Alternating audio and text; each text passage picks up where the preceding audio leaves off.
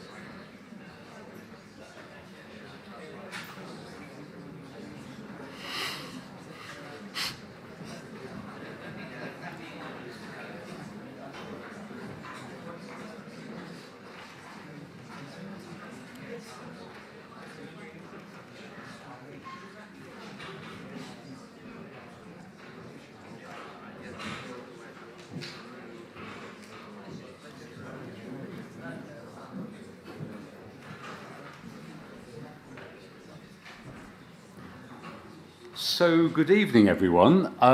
The traffic in Cambridge is horrific again tonight, so we are expecting people to be joining us through the session, and we'll gently encourage them to go on that side of the room. But I'm Roger Mosey, Master of Selwyn, and you are all very welcome indeed, whether you're here in Cambridge or joining us online. So, welcome to our online audience too.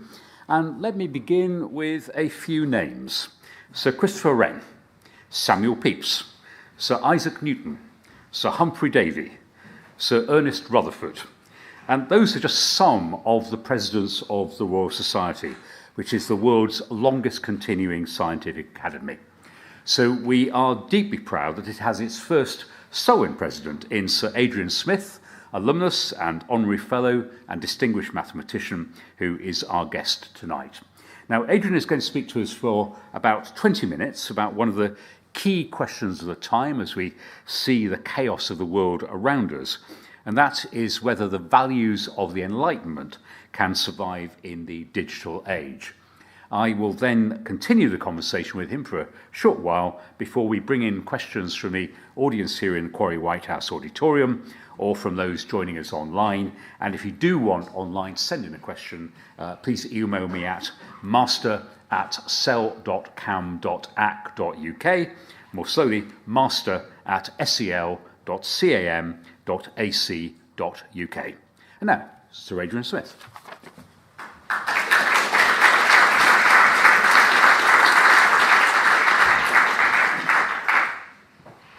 Roger, thank you for having me, inviting me. Always good to get applause at the beginning, just in case. I'm going to do a bit of old codger sort of reminiscence at the beginning, but that's not just because I'm an old codger. It actually is relevant to some of the things I want to say. So I came to Selwyn in 1965. There are some of you who were around in 1965, and astonishingly, one of my old mates from Staircase C has turned up here this evening, which is a great surprise. So that's nearly 60 years ago, and I'm going to say a bit about technological and social changes over that time, which are relevant to my theme, which is, are we undergoing some fundamental revolution in the way that we, as individual human beings and socially and geopolitically, behave? So over those 60 years, just to say, those of you who weren't fully conscious, 1965 to 1968, there was no internet. There were no mobile phones. There was no social media, unless you count Morse code. And there were no ATMs. So if you didn't want to starve at the weekend, you had to go to the bank on a Friday morning with your checkbook to get cash. And if you forgot, you had to go to your mates and borrow over the weekend. Staircase C, the other thing you didn't just need to get your money out on a Friday, you had to get a supply of old 1 shilling coins. Why? Because the only form of heating and hot water was gas, and you had to put a shilling in the meter. So this was a tough life, I have to tell you. You don't know how you guys got it so today. Geopolitically, however, this is rather sad. Has anything changed? 65 to 68 was the height of the Vietnam War.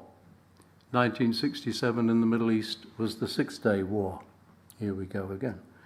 The Prague Spring of 1968, the Russian tanks came over the border. Here we go again. So the current situation geopolitically is all too similar, but during that period in the 60s, there were some interesting liberal and not so liberal things going on socially and politically. During my time at Selwyn was the abolition of the death penalty. It was the Race Relations Act, the first sort of act of Parliament to try to get people to behave properly. On the other hand, there was ruthless suppression of pirate radio, because we couldn't have these upstarts interfering with the BBC, could we, Roger? 1961, just before I came up, was actually the Cuban Missile Crisis. So my generation did genuinely kind of live with a sort of cloud of nuclear Armageddon hanging over us. And sadly, you might have to start thinking about that again if things don't improve. But there was at that time something called the MAD doctrine, which was far from mad. It actually stood for mutually assured destruction, and was actually a reasoned way, using kind of game theory, of trying to make sure we didn't use our nuclear weapons on each other. Hands up those who've recently been to see the film Oppenheimer. Wow. Why do I mention Oppenheimer? Well, there's a character in Oppenheimer you might have missed. He turned out to be a Russian spy called Klaus Fuchs. Did you spot Klaus Fuchs in the film? I looked once upon a time at a biography of Fuchs, and there was a photograph in that biography of Fuchs sitting under a tree somewhere in Cambridge, or maybe it was Harwell, and a tall, gangly figure standing beside him with his elbow on the tree. And that guy was called John Scott. John Scott was my maths tutor here at Selwyn. So, mad but rational. So, what's the Enlightenment got to do with all this? I'm sorry about the pretentious title, but, Mike was hassling me for a title and I had to think of something fast. However, the Enlightenment, people will differ on historical disagreements, but if you think late 17th century through to the mid-18th century, there was a kind of revolution in thinking. Values of thought, freedom of thought, tolerance, evidence-based beliefs, action, and fundamentally, which is where I come in really with my Royal Society hat on, the emphasis on reason over tradition. That by using reason and evidence, you came to truths that would improve the condition of mankind. So I think those are the kind of basic background beliefs that those of my generation kind of grew up with and had our careers against the background of. Now, there may be historians here who would like to debate what were really the environment values, but for today, the environment values are whatever I say they are. Okay? So, I did undergraduate mathematics here, and then postgraduate work in mathematical statistics and probability. I then spent 30 years as a kind of academic researcher and teacher, and the stuff that I did for 30 years was essentially, you could say, the whole business of how do you reason rigorously based on data, recognizing that there are some things we know, some things we don't know, and the business of life is to assess the uncertainty of what you don't know in the light of what you know, and using that as a basis for belief and action. And that very much, therefore, in the tradition of Enlightenment values. reasoning based on data, based on evidence. That whole academic area was transformed, and this is where there's an interplay between, as it were, values and technology, transformed by the increase in computer power. At the start of my 30 years, there were beautiful thoughts I had which were absolutely meaningless because there was no way of computing the numbers that would make them useful to anybody. 20 years later, we could compute anything we wanted to compute. So whole disciplines get transformed by technology. Then, in various guises, I've spent 16 years trying to run universities.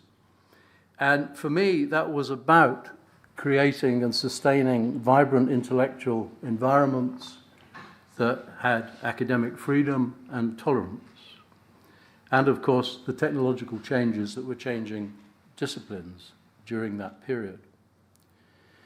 So I interact a lot with government, and I have to say, rightly or wrongly, and perhaps it's something we might debate, so as we go along we'll see what we're going to debate later.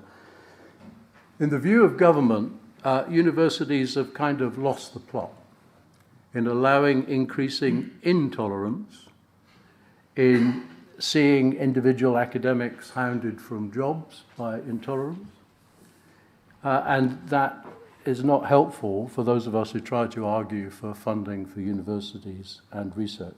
So I think there is a kind of issue about the maintaining of tolerant intellectual environments against the background of increasing sort of intolerance and ideological disagreement, taken perhaps to its limit in the United States, where 50% of the population hates the other 50% and really doesn't understand the way they think. I then spent 4 years in government as a pretentious title of Director General of Science and Research, which became Director General of Knowledge and Innovation. And I had to be careful where I put the comma, because I didn't want to be the Director of General Knowledge. And I had the last 2 years of a Labour government under Gordon Brown, and then the first 2 years of the first ever coalition government with the Conservatives and Liberals. And during that period, the whole point of my job, as it is really now as President of the Royal Society, is to try and ensure that the big decisions that affect our lives, the policy decisions made by government, are based on evidence and are rationally based.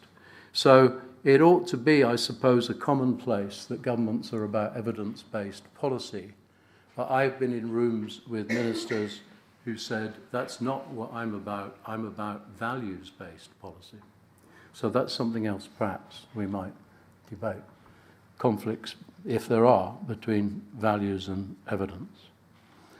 The last 5 years I've been director, I've just finished, of the Alan Turing Institute, and therefore trying to make sense, and we'll come back to it later, of technical advances in artificial intelligence and the social and ethical challenges that presents. So one aspect of digital challenges. And then I'm halfway through 5 years, as Roger kindly pointed out, as President of the Royal Society, whose mission is to promote excellence in science, meaning precisely the kind of Enlightenment using evidence and reason to arrive at truth, and the pull-through of that excellence in science for the benefit of humanity, which basically enables one to meddle in all the issues of the age, whether they be health or climate or whatever. But influencing government and trying to influence government policy has been the business of the Royal Society, not exactly since 1660, but for much of that time.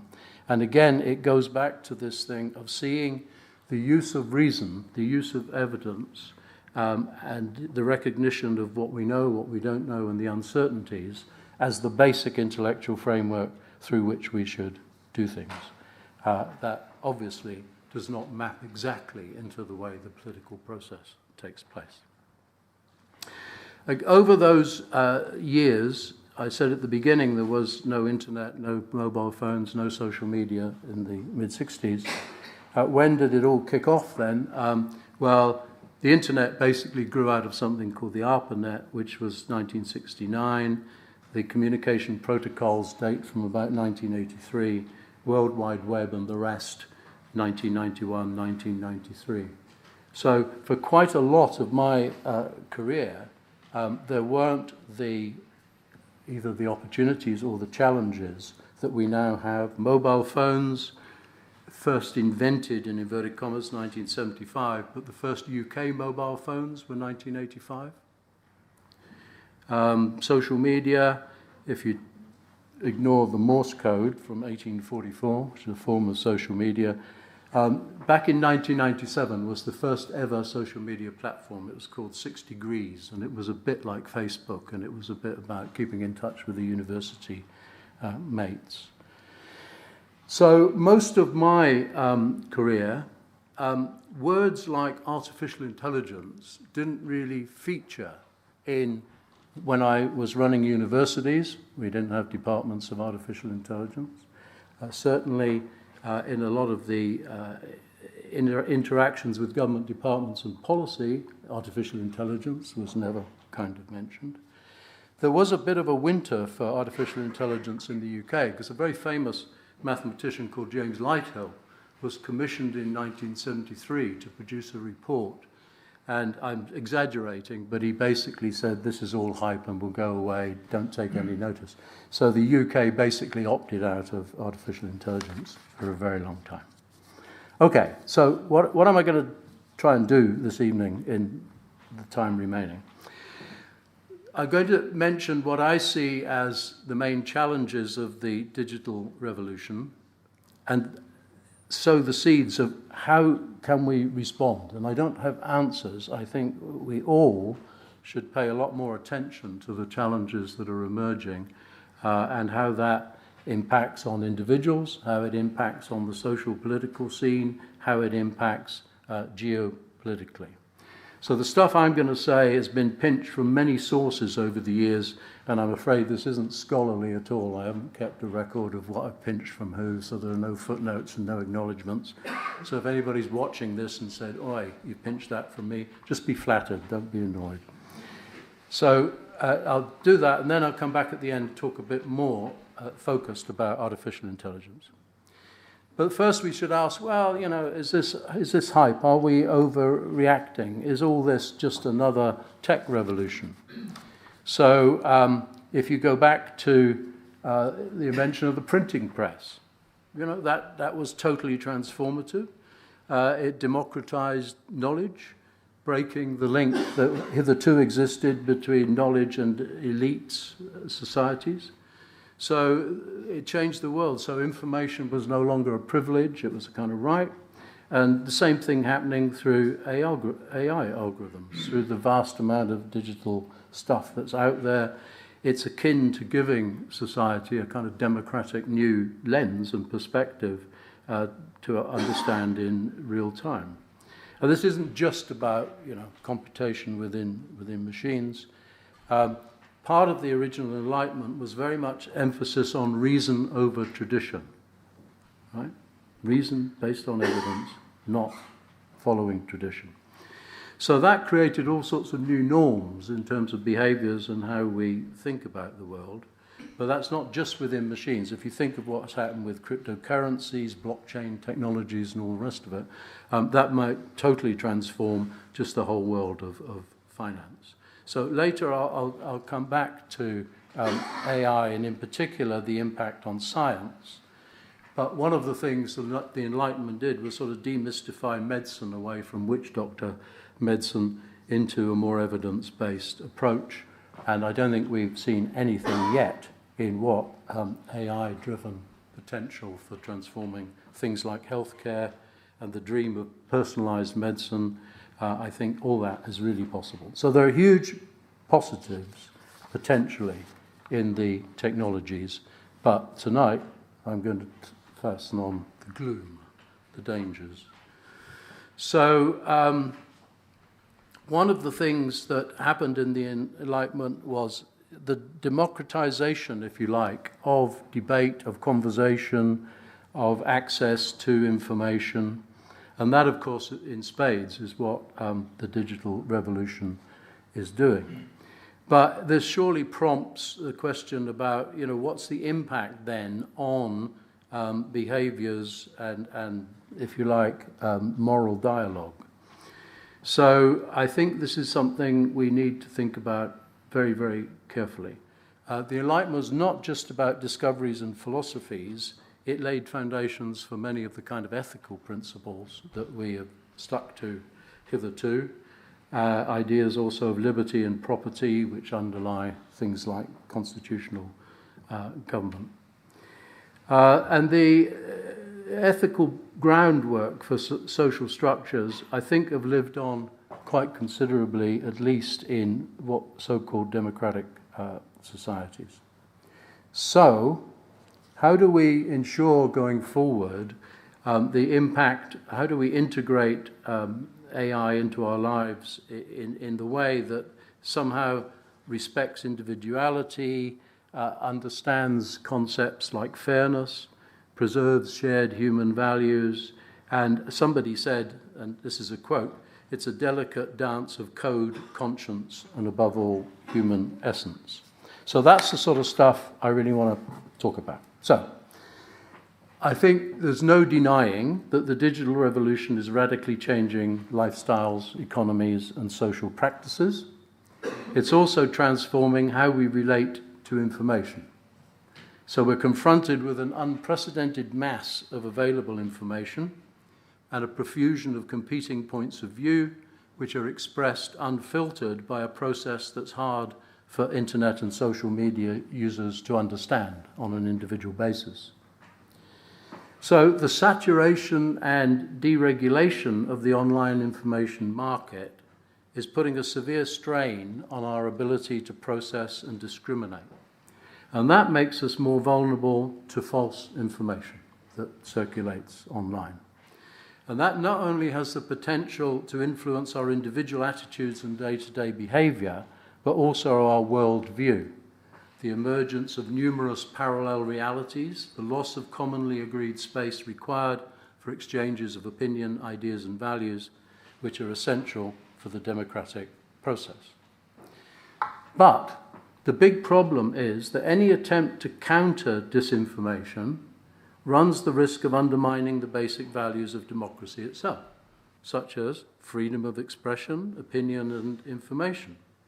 So it seems that we can't really contemplate attempts to completely eradicate misinformation, disinformation, fake news, conspiracy theories. So what's left then is the less glamorous thing of perhaps trying to attempt to limit the propagation of material that undermines democratic processes and values, somehow to block hate material directed at individuals, to identify and punish illegal behavior, and increase user awareness and vigilance. And perhaps the starting point there would be a better understanding of the mechanisms that make us vulnerable to false information and identify levers that could be used to limit its effect. So, although if you look statistically, false information only constitutes a small minority of the information content on the internet and social media, there is enough of it to be both potentially harmful to both individuals and society. So one thing we might debate again is how do we try and mitigate the bad aspects of that digital revolution? Should we be putting more emphasis in the education system on teaching what, I don't know what to call it, what you might call critical thinking, developing the key faculty of being able to distinguish the true from the false, especially on the internet and on social media? Is this something we should pay more attention to? So many of the algorithms behind the functioning of the internet and social media, of course, they're not directly responsible for our beliefs and behavior, but they do influence it. So the way that algorithms organize rank and frequency of appearances of information based on their attention-drawing capacity, how many clicks and repeat clicks, and how social media alters the perception of the representativeness and popularity of certain points of view, and has an asymmetric influence, enabling the prevalence of certain extreme minority views. So I think one of the questions of the age is how can we try to combat this? So there are other drivers of disinformation, of course. What I've referred to so far is very much at the level of the individual and society, the threats to the democratic process, if we can make up fake political broadcasts, for example, and you can't tell whether that's what somebody has really said or not said. But there's a bigger picture, and that is in particular the worsening of, clearly today, the global geopolitical climate has given rise to an ongoing confrontational dynamic that to some extent is now being played out in the digital sphere. And this is associated with cyber interference operations. You saw that, for example, in the attempts to disrupt presidential campaigns in the United States since 2016. So this seems that international law can do little in this area, but it's a fundamental concern to governments. And you may be aware the UK government is convening an international summit in early November relating to these issues. And I might say a word or two about that if I have time. In the European Digital Services Act, the Commission has proposed making platforms accountable by explicitly including in the Act provision that recognizing any false news capable of disturbing public order should constitute an offence. And they want to establish an external expert body to cooperate with the platforms and create a co-regulation regime. I think this may be cumbersome and difficult to operate. So ultimately, perhaps, the only response to the problems is individual moderation from us as individuals, because we are now all operators in the online information market. So this would take us back to the idea of what might be called media and information literacy and the teaching of critical thinking and training in intellectual vigilance to support independence of judgment. This is going to get even worse as the metaverse concept leads us in the direction of a universe where it's almost impossible to know what's real and what's virtual. This will get worse. Okay, let me talk a little bit about AI. What is artificial intelligence? So as those of you who followed Stuart Russell's Reef lectures, you have to start with what do we mean by intelligence anyway? And the widely accepted definition of human intelligence is as follows. Humans are intelligent to the extent that our actions can be expected to achieve our objectives. Okay, say it again slowly. Humans are intelligent to the extent that our actions can be expected to achieve our objectives. Okay, everything else sort of follows from that. So, as you would expect, you might define intelligence in machines in the same way. So let's try it. Machines are intelligent to the extent that their actions can be expected to achieve their objectives. But machines don't have any objectives. Right? Humans provide the objectives, and that's the fundamental difference. That we as humans build objective-achieving machines. We feed objectives into them and we specialize them with particular objectives, and off they go. The danger there is, are we clever enough to give these machines clearly enough defined objectives? So the classical one, which I think Stuart might have used as well, is we can design a babysitting robot. And the babysitting robot has one overall objective.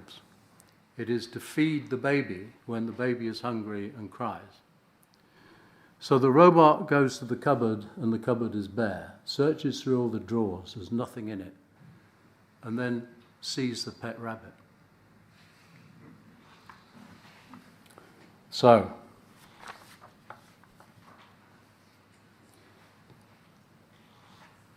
the ambitious goal of artificial intelligence, however, is not specific, objective-based like a robot that does specific things.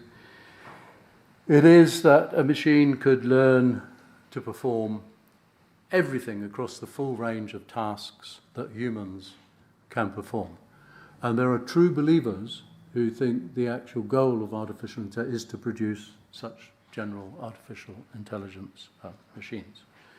I think, as Stuart again, I think, pointed out in the Reith lecture, that means a machine that's capable of designing gravitational wave detectors and performing on Eurovision. That's a hell of an ask for a machine to learn the full spectrum of human nonsense. So, I'll wind up fairly soon. There was an OECD document, Human-Centered Principles on Artificial Intelligence, and I'll read them out. There are only 5 of them. These are kind of aspirational, and I would say well-meaning, but. So, AI should benefit people and the planet by driving inclusive growth, sustainable development, and well-being. Okay? All systems should be designed in a way that respects the rule of law, human rights, democratic values, and diversity, and they should include appropriate safeguards, for example, enabling human intervention where necessary to ensure a fair and just society. And it goes on. There should be transparency, they must function in a robust, secure, and safe way, etc., etc. So as a wish list, who could kind of disagree? Why wouldn't we want that to be the case? But then if you look at the real difficulties and dangers of AI, and then you try to map back against those aspirations and wish lists and say, what on earth then are we going to do to make the two meet in the middle? What are some of the risks and dangers of artificial intelligence? Lack of transparency and explainability.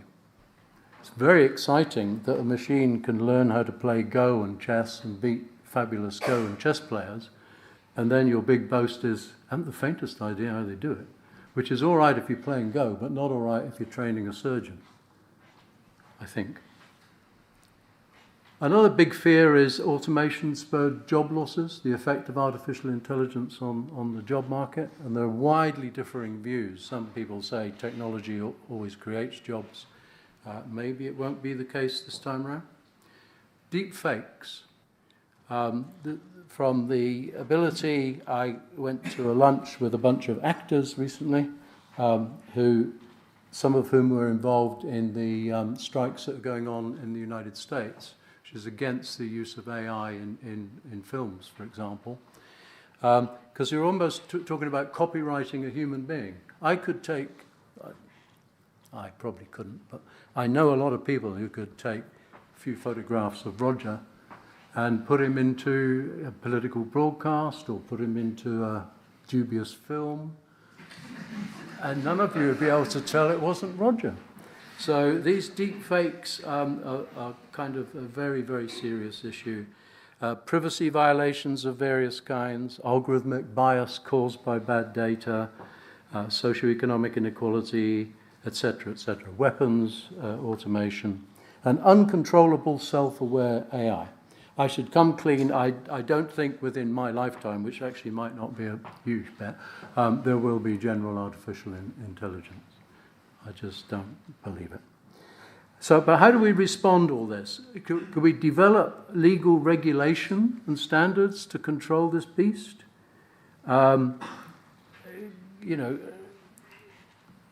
do we need more, what I said earlier, which I think I would come back to, is perhaps deeply embedded in the education system, something that teaches people to understand, you know, what's true and what's false and how to think about it. You know, I wouldn't have thought for most of my lifetime that one would have to return to that. It just seemed such an obvious basic. So, almost finally, the AI summit, which has been called by the Prime Minister, which is going to be held up in Bletchley Park 2 weeks' time, to which I am invited, is really worrying about now the problem, the international problem. We talked about the bad effects potentially on individuals, fakes, bad influences on society, job losses, whatever. But geopolitically, the cybersecurity issue, the attacks on systems, national security, is frightening most governments around the world. So this summit is to see What we might do internationally, can we get international kind of agreements? Could we set up some kind of international body that would define and regulate standards in what this monster thing is able to do? So we will see, but the official blurb, the UK recognises the tremendous opportunities of AI to transform and enhance human well-being, peace and prosperity. We also note that without appropriate safeguards, such technologies pose significant risks in ways that do not respect national boundaries. An international approach is necessary, therefore, to mitigate such risks. Now, you will tell me how optimistic you are about forming such an international body. It doesn't seem to me that the United Nations has the power to stop the stuff that we're seeing both in Russia and in the Middle East. So finally, because some of my close scientific colleagues are in the room, there is, with my Royal Society hat on, there is a real interesting thing that AI might affect the very nature of how we do scientific inquiry. So I sort of started off with my gold, whatever it is the kind of scientific method that came out of the Enlightenment. Will that scientific method still hold up in the face of AI? So in the last few hundred years, the sort of paradigm would be experimental observation, theoretical calculation, and that's the cornerstone of scientific understanding and discovery. Going beyond that, a paradigm once computers became very powerful is computer simulated data. You can kind of play games with nature on the computer and try and understand it. Now, the fourth one is that really complex instruments, you start off with the human eye, and then you go small with microscopes, electron microscopes, etc., go big telescopes, radio telescopes, gravitational wave detectors.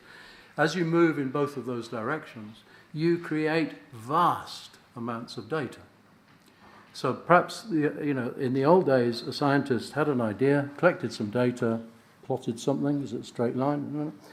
There is no kind of personal interaction with data on the scale that's being produced. And that actually changes the relationship between individual scientists and the questions that are going to be asked. Data is produced massively and sent off to data centers, it's processed in various ways, and only then does the scientist get to try and see. So vast data plus artificial intelligence is impacting the scientific process. And there's a wonderful recent book by Chowdhury Fox and my friend Tony Hay, which is called Artificial Intelligence for Science, a Deep Learning Revolution. So from starting off with my whole life has been spent following the precepts of the Enlightenment in scientific inquiry, and I've just finished by saying that's being disrupted by AI. So I'll sit down.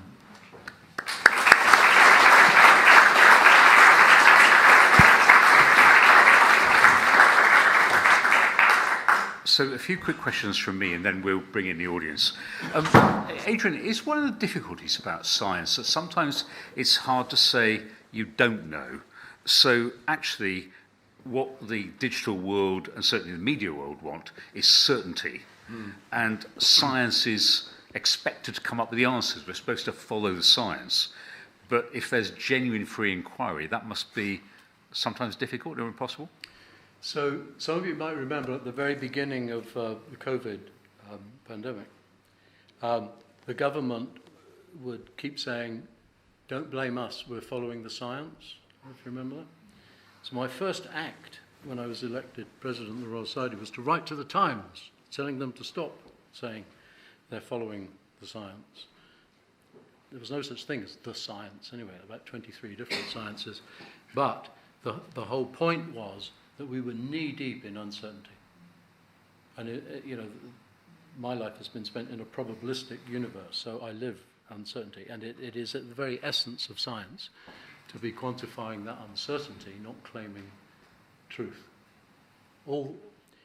Any scientific theory that's there at the moment, practically everyone, will change in 20 years' time. It will be refined, it will be altered, because that's what you learn. And isn't that one of the problems about disinformation? So if you go back to one of your distinguished predecessors, if Newton put something on the internet about, I found this gravity thing, that could be seen as being bizarre and not part of, quote, science as it was then understood. Well, he was too busy writing abusive letters to Leibniz to do anything like that. I don't know whether there's a subtle distinction between misinformation and disinformation. I think disinformation sounds as though you're doing it deliberately, and misinformation might be accidental. I don't know. So, give me the question again. Well, I was going to say, let me ask you though. You mentioned COVID. This is the whole point about disinformation or misinformation, I think, which is there was a point at the start of the pandemic when the government said you didn't need to wear a face mask. And then there was a point 3-4 months in when it said you did have to wear a face mask. Yeah. And now, some of the papers I read now say that face masks were largely pointless. So how do you decide what's good information and what's bad information? So these were statements made by the government, and they should have made neither of those statements. They weren't in a position to say positive or negative. The Royal Society has just produced a report which are called an analysis of non-pharmaceutical interventions in COVID. Masks were one of them, of course. There was no scientific basis on which to make those statements at all. And they were told that by the scientists. So there's a distinction in the COVID thing about what government and ministers were saying and doing. And I think if you get into gossipy mode, there's wonderful stuff coming out in the inquiry about all these WhatsApp conversations, all abusing each other, chaos in Downing Street, etc., etc.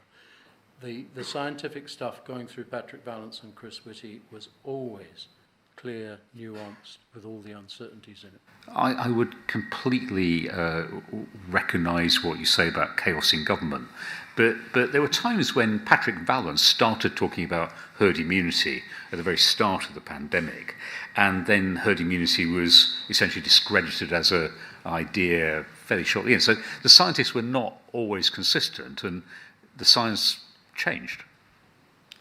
There were many theories. I mean, there could be a theory that masks are good, right? It could be a theory. Could be a theory that we really had to look at herd immunity and the transmission rates and all the rest of it. I don't think Patrick Vallance ever said herd immunity is the one thing I believe in. It's one of many kind of things needing to be considered, needing to be modelled by the epidemiological modelers.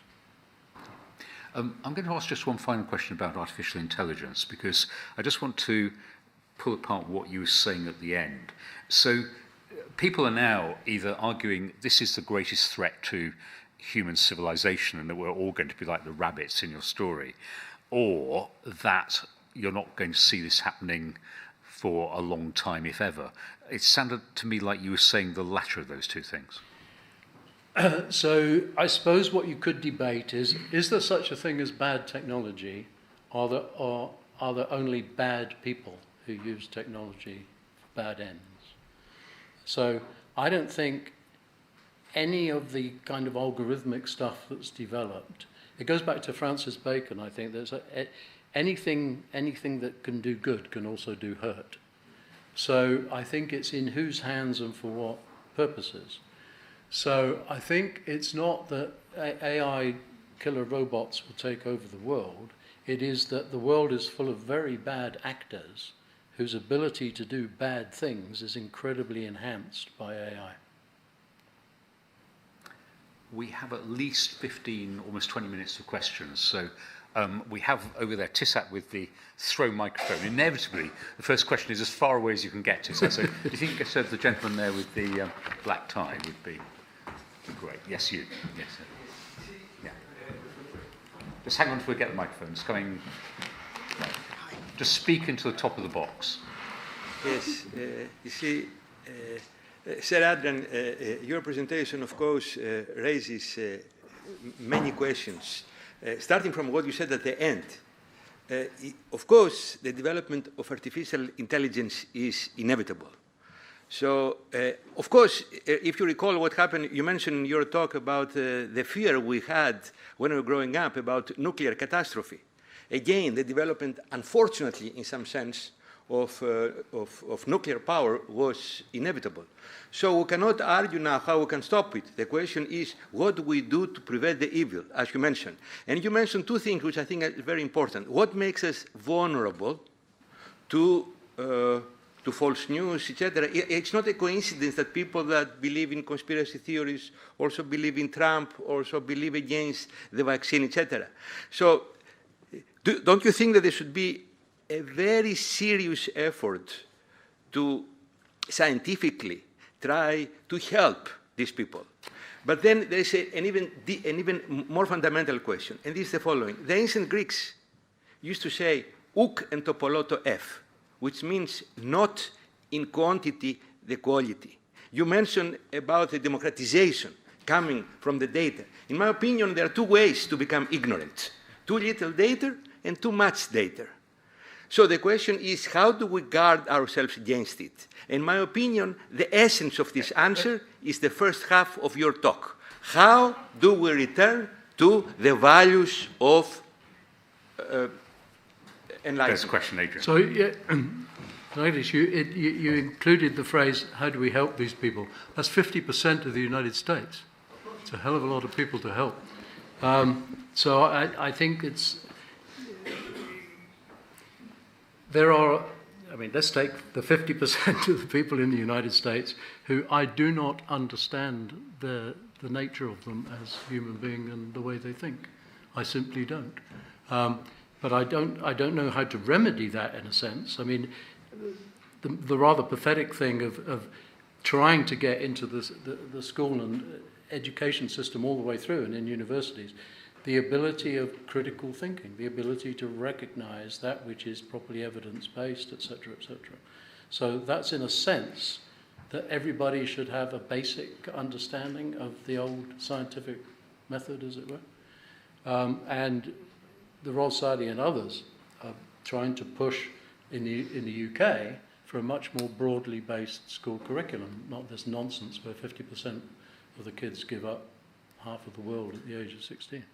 So I think you can try those pathetic things, but I think I do not know what you do with 50% of the population of the United States.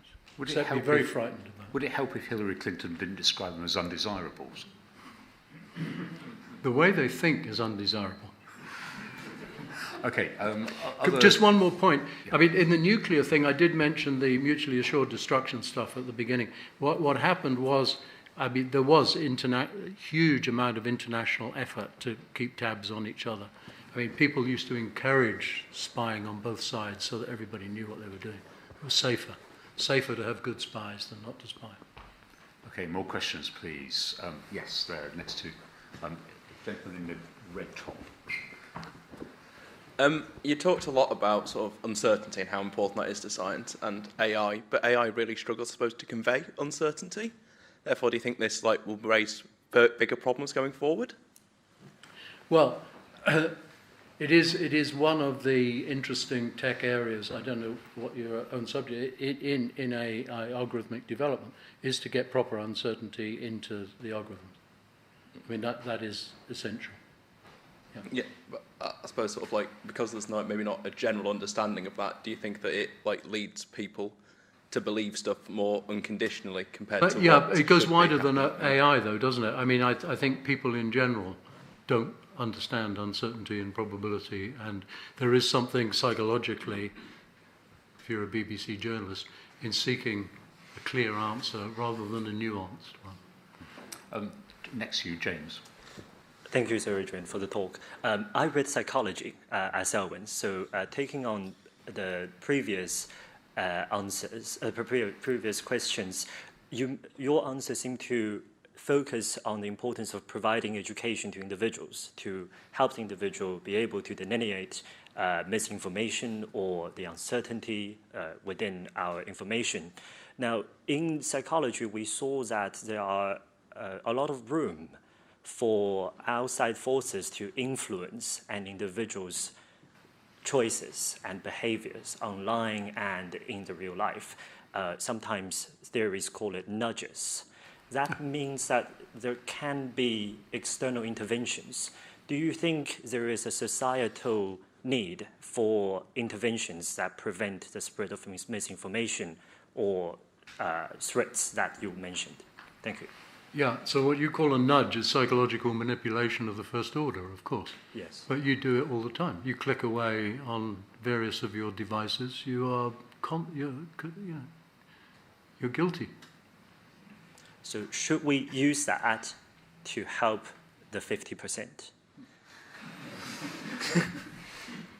One of the questions of the age. I mean, in a certain sense, it goes back to, can you regulate the big tech platforms? Yeah? So before you decide how to regulate, you don't want to waste your time if you can't. How do you regulate Microsoft? I guess we have to try, right? Well, you just say, we won't let you operate in this country. But most people want to click away and give their data and be psychologically manipulated by platforms. Okay, the lady with the grey top towards the back, you can get the microphone there to that. Sorry, we've got very athletic members of the development team. Thank you very much. Oh, okay. So AI. I work in the area, I work for industry, and the gap between the people, it's an echo chamber. People want ethics, people want transparency and want regulation, but 99% of what's embedded in people's, customers or businesses' tool chains internally or their products or services are neither transparent or explainable, nor is that a requirement for what they want to do. I don't think the answer, at the Office for AI, have been doing brilliant work coming out with checklists and ways to improve this, but it's not actually moving us towards that transparent, explainable world. What do we actually do to meet the kind of things that you've been talking about today? You tell me. I mean, if you look at the online harms bill, okay? Yes. Yeah. You would have thought that tracking and identifying signals, messages, whatever, that, for example, are to do with paedophilia, everybody would say, do it. The pushback has been enormous, because in order to do it, you've got to take away the encryption, and you're interfering with freedom of speech. So I worked with Ofcom before they got the regulation to become the regulators, and the impact on content moderators currently is shocking. That's another time bomb waiting to burst. But yeah, I don't actually know how we overcome this. So if you have end-to-end encryption, essentially there's nothing you can do. I mean, if you can read signals, I mean, identifying hate speech or whatever, I mean, they're just different identifiable anomalous signals. So you could do it. But if you've got encryption... So the WhatsApp problem. It's the WhatsApp problem. So society, I think, at the end of the day, has to agree on a trade-off. If you insist on end-to-end encryption, you accept that there will be a lot of wrongdoing, and there's nothing you can do about it. Feels like we're in stalemate. Well, you might say, have we actually had a proper democratic national debate on it? Could be something to lobby about. Yes, the lady there in the black puffer jacket, is that right? Thank you for the wonderful talk. I had one question. So you mentioned that one of the solutions to this problem at an individual level is moderation of consumption of what, in terms of the information that we are exposed to. Do you think governments have a role to play in this? So for instance, in some countries like China, there are restrictions on usage of social media. Of course, that is at a very extreme level, but there are limited restrictions on, let's say, allowing children below a certain age only to use social media for like 2 to 4 hours a day. So do you think, in your personal opinion, do governments require such kind of intervention, because it is very difficult at an individual level clearly to go about it? So, given the political system we have in the UK, that would have to be kind of democratically negotiated in some sense, you know, for a government to put it forward as a policy, they have to get voted for. So at the end of the day, it would have to be a popular, not populist, but popular policy, wouldn't it? So I don't know if any political party has the guts to try it on. It's a bit like climate mitigation. Okay, to solve big climate problems, you have to make life actually worse for a lot of people for the next 20 years. And who will vote for that? We have this problem in London, if you follow the ULEZ stuff. It's clearly the right thing to do long term, but if people are allowed to vote, they will vote for their short-term interests. That seems to say. I mean, it'd be great if people didn't, but they do. So we're going to the front row to Katia. Thank you. Just thinking about your point about teaching critical thinking, is there a movement or a group of people who care about this? So that seems like a really hard thing to do, but is there a movement that exists of like-minded people who are advocating for it and who can use social media and the channels that influence to affect change? I don't think in that direct sense, but a lot of us have kind of lobbied and made noises for a long time about the lack of sort of data literacy that is within the kind of curriculum and the system. But if you'd like to start it, and everybody here signed up, we've got the beginnings of a movement. I think unless at the individual level people are savvy, and don't forget that the systems and the platforms are trying to outwit you, and they've got more resources than I have. Yeah. Thank you. Okay, gentleman in the grey top there with the red T-shirt. Catch.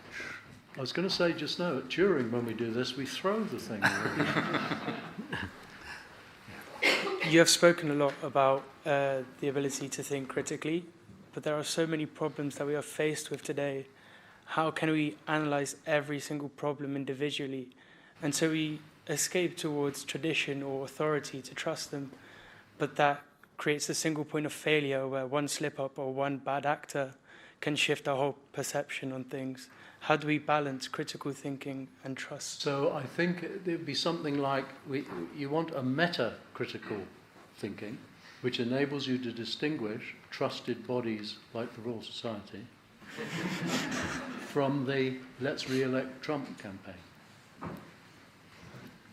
So it's not that anybody could have the expertise to delve into, it's just, it's a good question because at the end of the day you are ultimately trusting somebody because there's too much stuff out there. And so I think part of the critical education is who should you trust?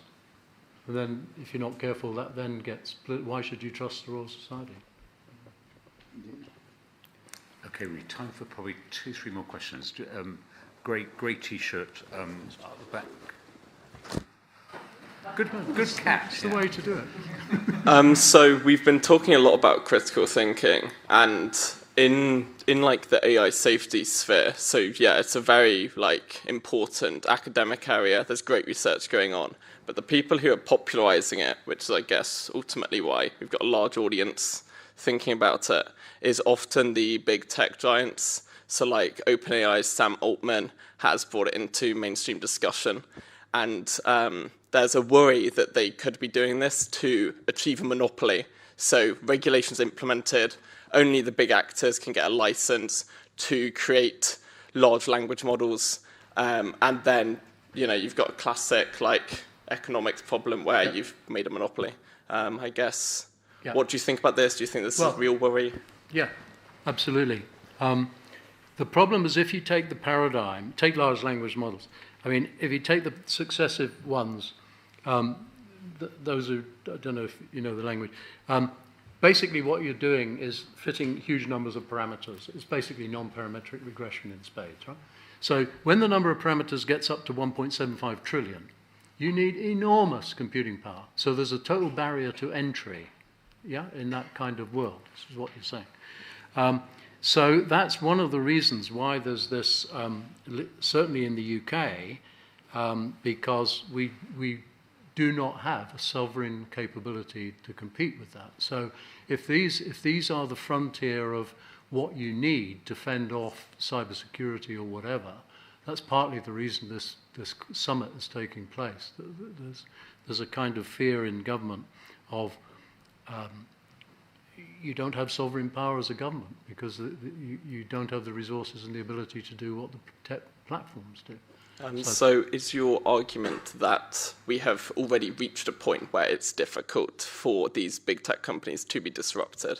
As I was kind of specifically talking about whether regulation could stifle like other companies competing, and then like specifically like the regulation leading to the monopoly. Although I guess, yeah, there's a worry that with them reaching such a large size that it's then unfeasible. Well, you have a massive political problem, which may be that you have to break up these large platforms. Okay, we have a number of FRSs here tonight. I'm going to do a bit of Royal Society privilege. And last question to Jeremy Sanders, who's down here. Jeremy, can you just wave so that the microphone can reach you? Right, okay, brilliant. Thank you, James. Adrian, do you think humanity is predisposed to believe misinformation and hate speech and untruths in general for reasons that I don't understand? But I mean, that would be one implication of everything you've been saying for the last hour. Why is it that, as it were, the bad seems to find it easier to flourish and to grow than what we would regard as the good?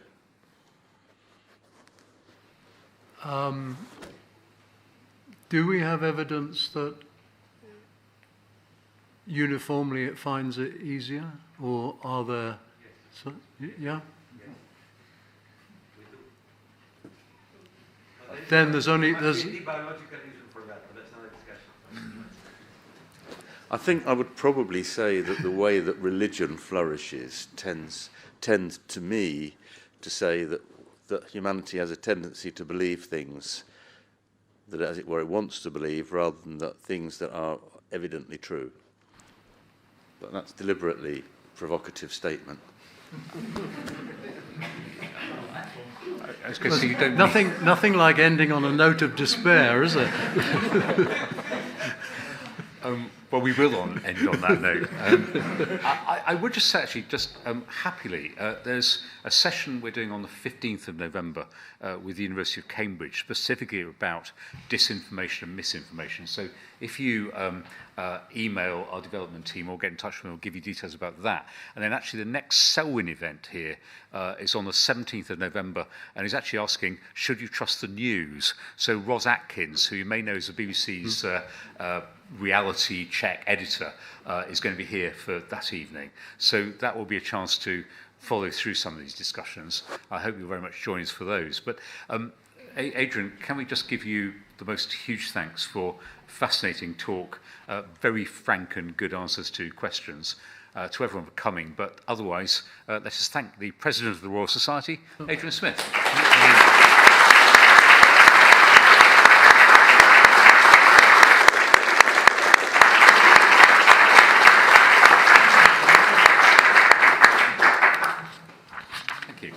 If you want a private word with Adrian, grab it.